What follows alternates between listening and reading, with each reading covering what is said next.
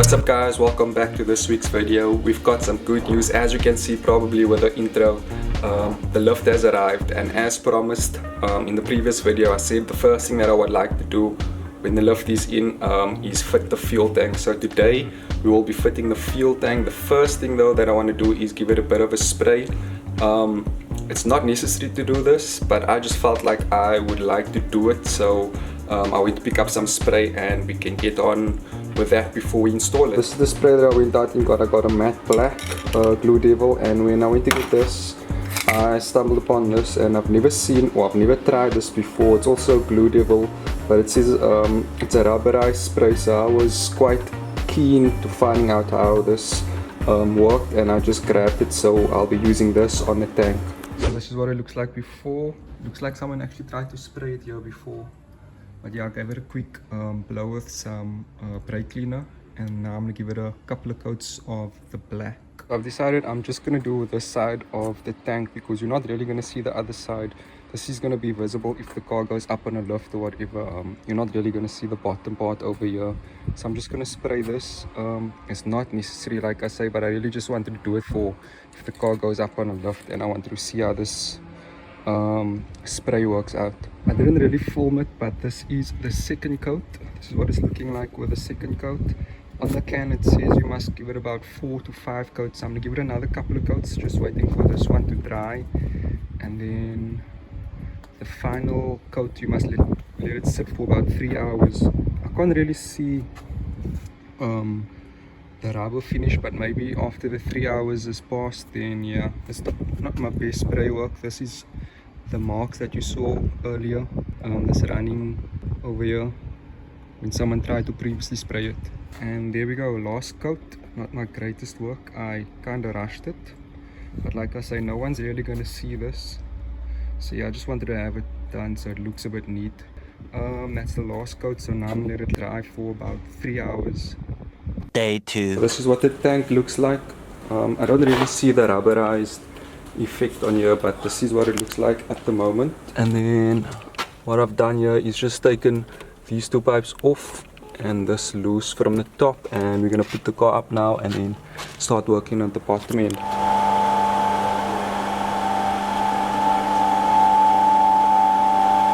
So we got the car up on the lift. All we're going to do now is loosen this brake line over here, and then the same one on that side. After that we'll loosen these two bolts over here, and that will loosen the subframe, allowing the subframe to drop. Once that's done, take this off, and then also allow the exhaust to hang. And then once that's loosened, we loosen this one over here and this over here, which is holding the tank, and then the tank should be free to drop it down. So it seems pretty straightforward. We're gonna do that now, and then we'll see how it goes, and then I'll update you if there's any other things that we run into. For this you'll need an 11 on this side, a 14 on this side. These are two 17s over here, and then this one is a 13.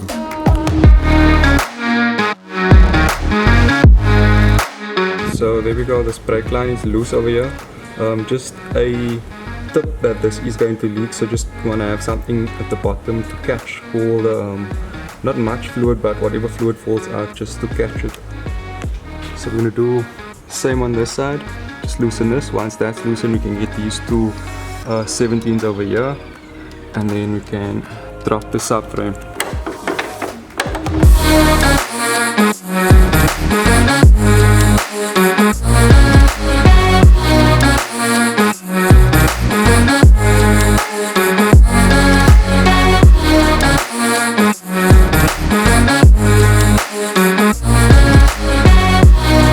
The subframe dropped. We actually took the whole exhaust loose. We took this one off as well, so the whole exhaust dropped. Just a tip also, it's quite heavy and this does come down, so it's best to have two people doing this part of the job. Other than that, it's fairly simple, quick and easy. All we have to do now is loosen these two, I think it's 13s, this 13 over here and another one over here, and then that will loosen this on top. Oh yes, and the star over here to remove this pipe, think it's the fuel filler pipe that goes in here. So another star here, just remove that and then it can come out.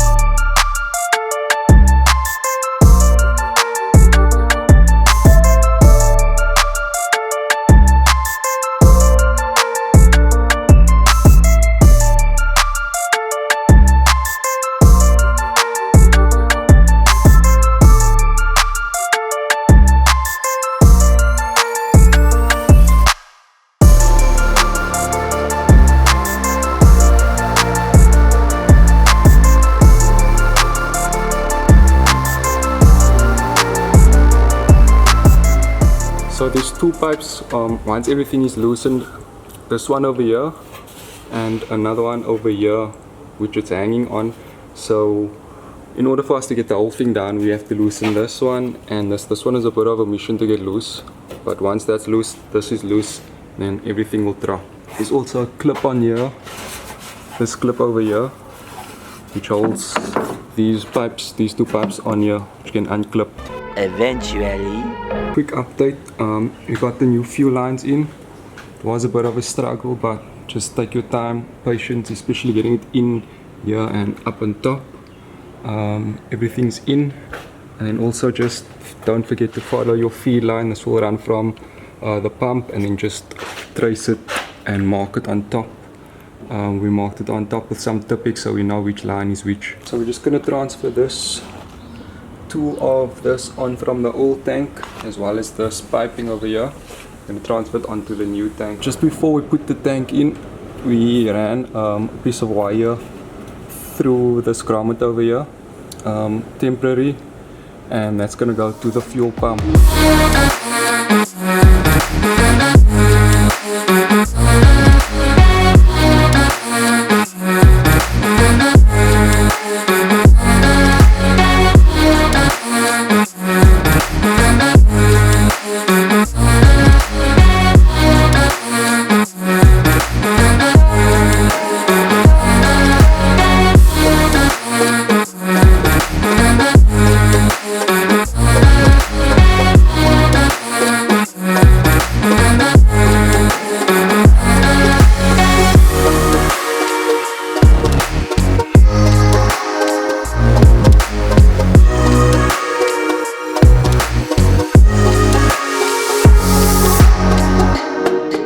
Okay, so we've got the tank in, all the pipes are connected.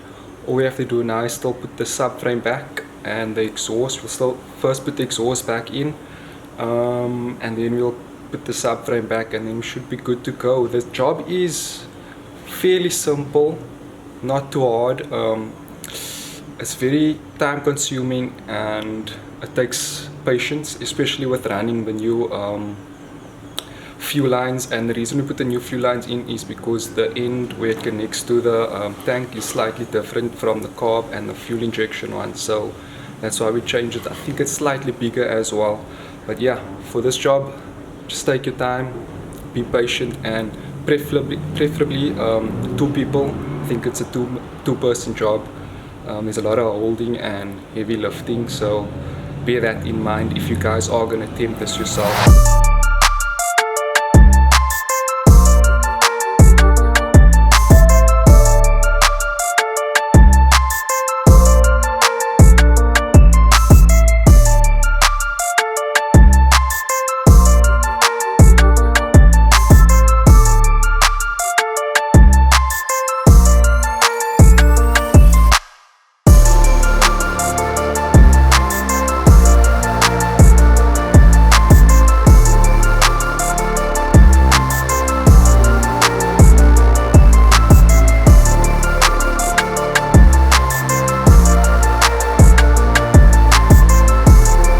There we go, everything's back in its place, reassembled, tightened up, torqued down the suspension, got the exhaust lined up in again,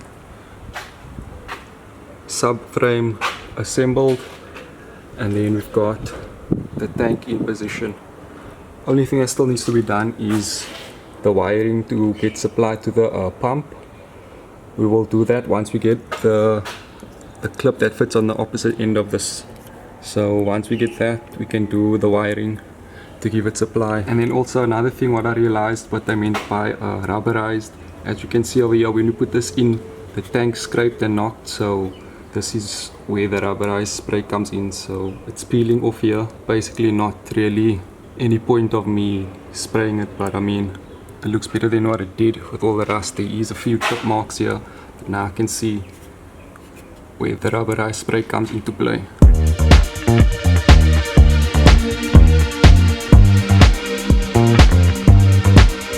So just before I close this, I just want to explain we ran that wire through the same grommet where this one comes through, and then we're obviously going to run the wire down here, through to the front probably, and add a relay just to get supply to the fuel pump. So that's it for this week's video, guys. We finally got the fuel tank in. That was like one of the stuff that I was worried about fitting, but we got it in. I won't say it's an extremely hard job, but it's very time consuming and takes patience. So if you guys are doing this or trying to attempt to do it, make sure you have 2 people. It's much easier that way. But yeah, all we have to do now is just run that wire for supply to the fuel pump, and then that should be up and running. But obviously we've got a lot of stuff still to do. Next week I think I'm going to tackle the clutch cable, the new clutch cable, so stay tuned if you want to see that. And then obviously we've got a lot of stuff still to go. We still need to assemble the whole motor, the bottom end, take it away to have it checked if the compression ratio is right, and then obviously we'll start assembling, and then we can start putting everything in. So that's it for this week. I hope you guys enjoyed. Thanks for watching. Peace. Just another sunny day in Southern California. It's where the people came to play.